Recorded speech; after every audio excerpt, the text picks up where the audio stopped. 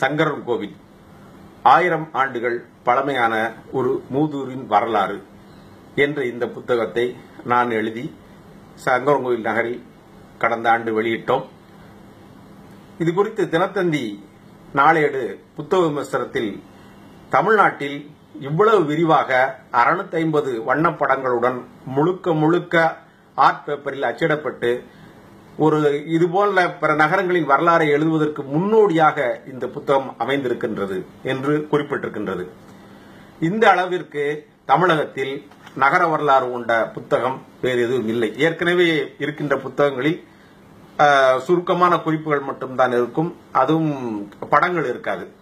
நான் மிகுந்த கடந்த ஒரு 2 ஆண்டுகளாக கடுமையான முயற்சிகளை மேற்கொண்டு ஏராளமான ஒரு செய்திகளை தொகுத்து இந்த புத்தகத்தை எழுதியிருக்கின்றேன். இது குறித்து பல ஏடுகள் பாராட்டியிருக்கின்றன.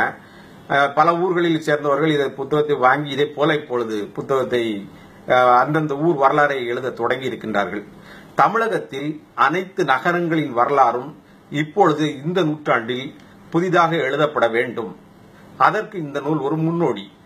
இந்த அடிப்படையில் தமிழ்நாட்டு வரலாற்றை நீங்கள் எழுதும்போது ஏராளமான புதிய செய்திகள், இதுவரையில் அச்சிலேறாத புதிய செய்திகள் பதிவாகும்.